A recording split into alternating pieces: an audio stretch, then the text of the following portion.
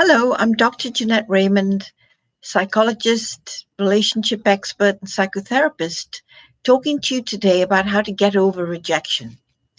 So many people call me when they are absolutely devastated that their partner just ended the relationship. They don't understand why, they don't know what happened, what did I do wrong? Why did they suddenly go off me? Everything seemed to go so fine. They're kind of surprised. It was a shock. They weren't expecting it. And they go through all these reasons of, is there something wrong with me? Did I do something wrong? Why am I suddenly unattractive? Is there something else going on? It can create so much confusion and is so unsettling that they can't function. They can't concentrate on work. They have trouble driving.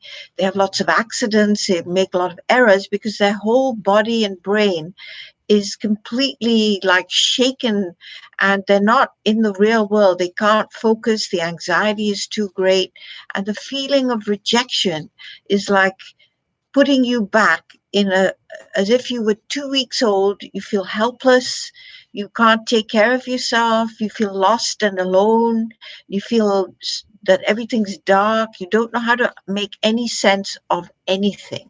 And that's very typical of feeling rejected. So when people come to me and ask me, like, how do I get over rejection? One of the first things that I talk to them about is their early experience of separation, because that's where it really starts. And I'm going to tell you the story of Michael, who had an experience of being dumped by his girlfriend. After 2 years, they seemed to be getting on well. They were thinking of getting married. They had a great relationship, or so he thought. And then all of a sudden, one day, his girlfriend says, I don't can't cope with this anymore, don't like it, I'm off. And no reason, that's it. Didn't want to talk. I can't cope with you anymore. This isn't working. And so Michael kept trying, more and more and more to kind of please her and seduce her and make her feel like he was still worthy of her love, that he was the one for her. And he escalated and escalated. And all that happened was his girlfriend got more and more disgusted and became even more disenamored of him. And so that made it even worse, and he felt even more rejected than he had when she initially ended the relationship.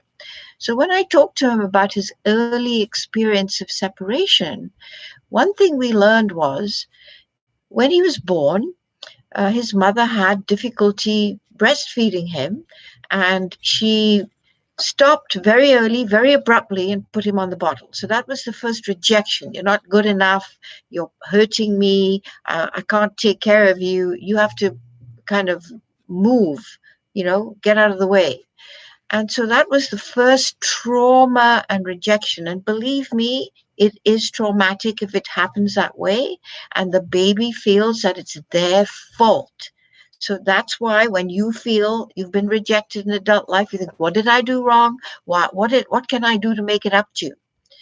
Because you think it's your fault, because that's what happened when your mother abruptly pushed you away, whether it was at the breastfeeding time or later. Then, when he was like 18 months old, his mom had a new baby. And her attention obviously was on the new baby. And Michael, having already been rejected once, was devastated. It was like he wasn't in his mother's world anymore.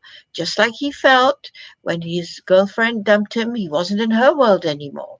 And he couldn't find a way of doing it. So he kept trying to, get on mom's lap and talk and kind of get in. And the more he did that, the more his mom would push him away, the more jealous he became of his baby brother, and the more competitive he became. And that's what happens when you feel rejected in your older life. You get jealous. You want to get in there and see what the competition is and how you can throw them out, get back in, and show that you still matter, that you were the number one, you were there first, you the one who was the right one. So he had this constant experience of being pushed out, and the separations were very unkind and uncomfortable. They didn't come with a soothing explanation. They didn't come with comfort. They didn't come with understanding how he felt. And so in adult life, he's in a tizzy. He doesn't know what's going on. He doesn't know why it happened. What did he do? How could it be when everything was so fine? And so he becomes that helpless infant again. And Mike had another trauma. When he was 3, 4 years old, beginning to start kindergarten, his mother also wanted to go back to work. And he had many panic attacks and he was clinging to her so tight. He did not want to lose her by either being sent to kindergarten, which he saw as again being thrown out, not wanted, a bad boy, he did something wrong, or that his mother was leaving because he wasn't good enough when she went to work. And so he tried to stay attached because his attachment had been so cruelly wrecked and disbanded from the early breastfeeding, pushing away, the pushing away when the new baby came, no way of including, no talking, no sharing, no nothing, and then this abandonment when he was thrown out for kindergarten and his mom going to work. So that was his history. So when he came to see me to get help with rejection, that was all the things we noticed he had gone through as a child, he was feeling again. And he was desperately trying to get back into his girlfriend's world by proving that he was a good person, that he hadn't hurt anyone, that he would do anything for her, that he would sacrifice himself, whatever she wanted, he'd be there. And that's what Michael was doing in his adult life. He was trying to say, you can abuse me as much as you like. You can come and go, which is what she started to do. Well, maybe I'll come, maybe I won't, maybe I'll see you for coffee, maybe we can meet here, maybe. So he was being open. He was being open for abuse, coming and going, yo-yo, roller coaster relationship, because that was his experience of early separation and negative reunion. It wasn't a pleasant one when they reunited because it was always uncertain and the mother was always um, unable to comfort him, to make it okay, to make him feel safe, to make sure that his future felt consistent and stable. And so in adult life, he couldn't handle that either. And he was all over the place. Now, of course, his girlfriend was taking advantage, coming and going, using him for sex, throwing him away, teasing him, making him jealous. And he was saying, I'll take any of it if it means you'll come back to me, which is, of course, what a child would do when their parent separates in an unkind, uncomfortable, abrupt, traumatic way. So, how to get over rejection? Really, it's about going back to that place and having your attachment relationship mended and made the way it's supposed to be. And the way that you do that is by having a therapeutic relationship where those parts of you can reattach in a trusting, comfortable way so that out there in the real world, you will be able to meet people who are not going to repeat the traumas of your childhood, because that's what Mike was in danger of. He had had relationships with women in the past who did the same thing. One of them uh, made him feel so special and wanted, and he was the one, he was the magic person that she was waiting for. And then all of a sudden, she disappeared for 3 or 4 days, and when she came back, he discovered that she was using drugs and was going on uh, alcoholic binges, just like his mother, leaving him to go to the new baby or leaving him to go to work and then coming back.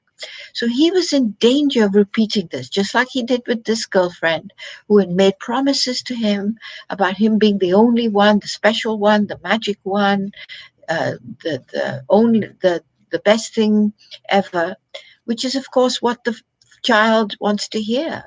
When the mother then has another child, he wants to hear that he's still important, he still matters, he's still the love of the mother's life. And so he was picking women like these who were bound to do the same thing as his mother, use him, abuse him, push him away, and not give him any sense of what was going on. So what I helped him to do over the long uh, history of undoing the trauma is healing those wounds of separation and reunification, separation and unification, giving him positive experience of separation where he felt connected, where he felt loved, where he felt there was always a place for him, that he was never forgotten, whether he had a temper tantrum or not, whether he was rude or not, whether he was aggressive or not. That's what he needed as a kid, and he never got it. I was able to give that to him and help him pick women who were going to be there in a stable way so that they could separate, go to work, go to meetings, go to see family, have separate vacations if necessary. They could separate and you reunite and separate and you reunite, but remain in a stable, loving relationship. And that's the reward that he got by letting go of rejection, by having a good attachment system given to him in a loving, consistent, stable, therapeutic relationship. And I hope you consider that too if you are in the same boat. Look forward to hearing your comments. Bye now.